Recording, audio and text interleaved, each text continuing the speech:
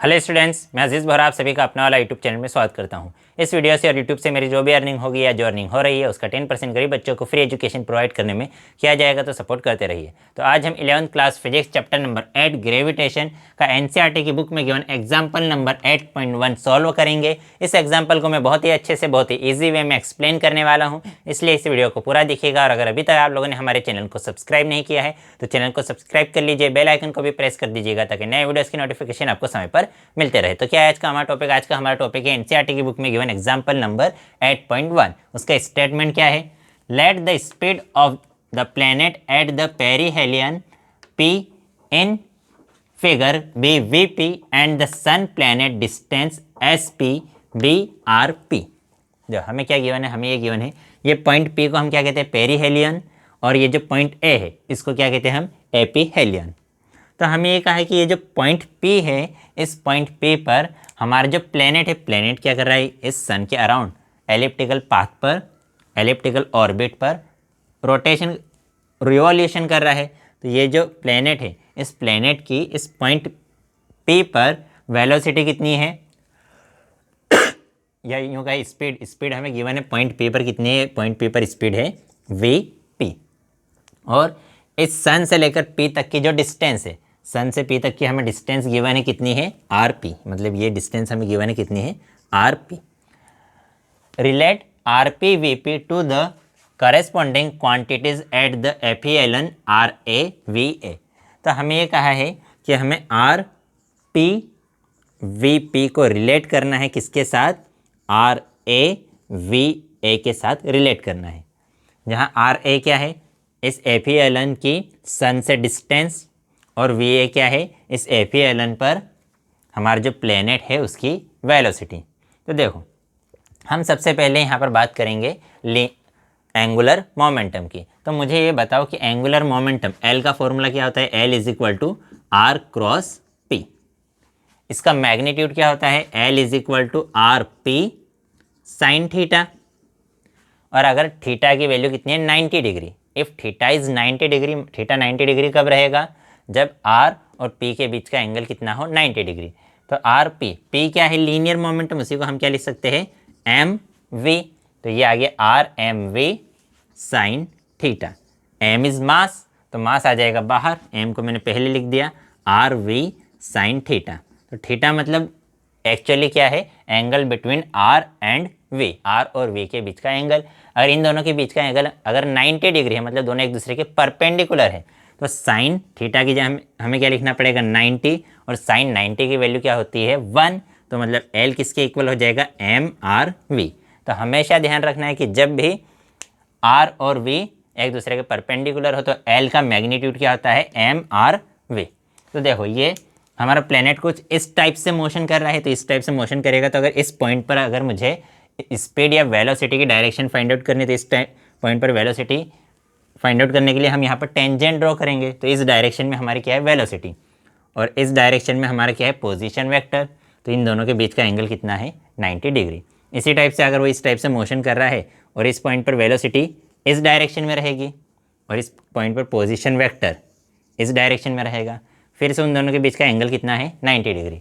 मतलब यहाँ पर और यहाँ पर दोनों जगह आर और वी, स्पीड और पोजीशन के बीच का एंगल कितना है? 90 डिग्री। तो अगर मैं पॉइंट पी के लिए एट पॉइंट पी अगर मैं क्या निकालूँ? एंगुलर मोमेंटम का मैग्नीट्यूड, तो एल की वैल्यू कितनी आ जाएगी? एल की वैल्यू आ जाएगी मास। इस प्लेनेट का मास मैंने कितना कंसीडर कर लिया? M P. एम पी का मीनिंग क्या है? मास। और किसका है? प्लेनेट का, इसलिए यहाँ पर लिख दिया पी।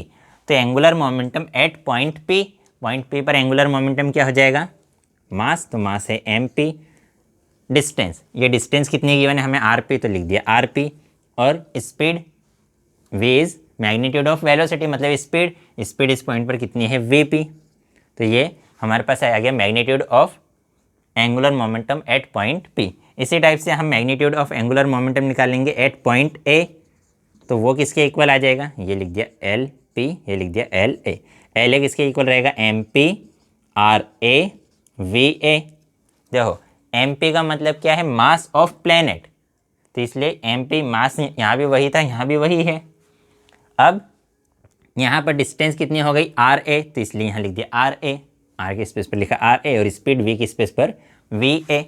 अब हमने क्या कहा कि यहाँ पर एंगुलर मोमेंटम कंजर्व रहेगा क्योंकि कोई एक्सटर्नल फोर्स नहीं है, ठीक है, कोई एक्सटर्नल फोर्स नहीं, कोई एक्सटर्नल टॉर्क नहीं है, तो इसलिए जो एंगुलर मोमेंटम है वो कंजर्व रहेगा, मतलब ये दोनों एंगुलर मोमेंटम एक दूसरे के इक्वल रहेंगे, तो दोनों को इक्वल पुट कर देते हैं, तो हमारे पास वैल्यू क्या आ जाएगी M P R P V P is equal to M P R A V A, दोनों एंगुलर मोमेंटम को हमने इक्वल पुट कर दिया। इस एम पी से ये एम पी क्या हो गया कैंसिल, तो हमारे पास वैल्यू क्या आ गई R P V P is equal to R A V A, ठीक है। ये वी ए इधर मल्टीप्लाई में इक्वल टू के इधर आकर डिवाइड में हो जाएगा, ये आर पी इधर मल्टीप्लाई में इक्वल टू के उधर जाकर डिवाइड में हो जाएगा, तो नेक्स्ट स्टेप क्या आ जाएगी हमारे पास V P upon V A is equal to R A upon R P, ये वैल्यू आ जाएगी वी पी, अब वी ए इधर अपॉन में आ गया, आर पी इधर मल्टीप्लाई में था इधर अपॉन में आ गया, तो सिंस हमें दिख रहा है क्या दिख रहा है कि R A is greater than R P, ये आर ए बड़ा है किससे आर पी से, तो आर ए बड़ा है आर पी से, तो अगर राइट हैंड साइड में ऊपर वाली चीज़ नीचे वाली चीज़ से अगर बड़ी रहेगी, ऊपर वाली चीज़ मतलब आर ए बड़ा है किससे अपॉन वाली चीज़ से, तो इसी टाइप से लेफ्ट हैंड साइड में भी ऊपर वाली चीज़ क्या हो जाएगी नीचे वाली चीज़ से बड़ी हो जाएगी, तो हमारे लिए we P is greater then हो जाएगा वी ए।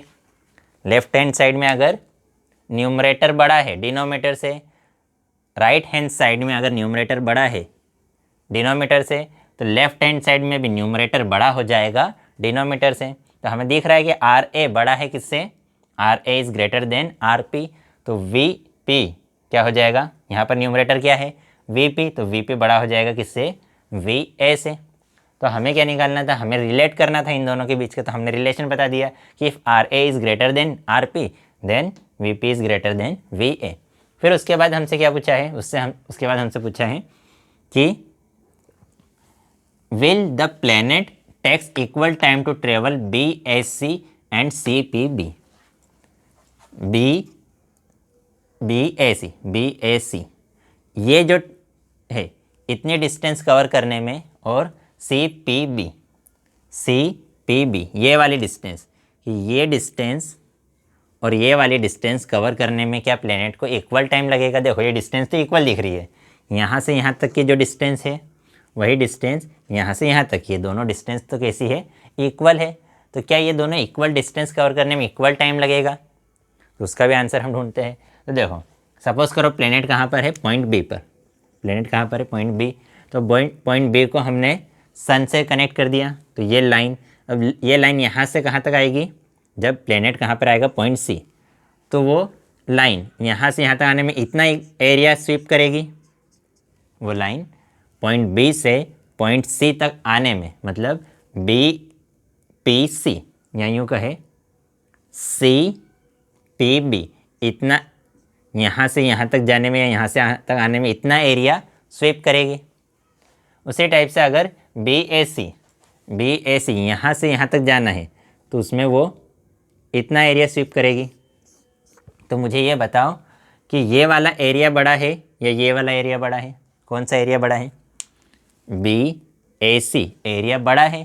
तो हमने पढ़ा है इक्वल टाइम में इक्वल एरिया कवर करती है, हमने केपलर्स लॉ में पढ़ा है, सेकंड केपलर लॉ में पढ़ा है ना, कि इक्वल एरिया इक्वल टाइम में कवर करती है। तो ये एरिया ज़्यादा है, कौन सा area, C S C A B area ज़्यादा है।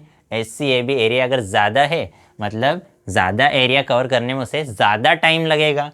तो इसका मतलब ये वाला एरिया मतलब कौन सा, एस सी ए बी ये एरिया कवर करने में उसे ज़्यादा टाइम लगेगा। किसकी कंपैरिजन में, एस सी पी बी ये छोटा वाला एरिया कवर करने में, क्योंकि ये एरिया छोटा है तो इसमें कम टाइम लगेगा, ये वाला एरिया बड़ा है तो ये एरिया कवर करने में उसे ज़्यादा टाइम लगेगा। तो कौन सा एरिया कवर करने में ज़्यादा टाइम लगेगा, एस सी ए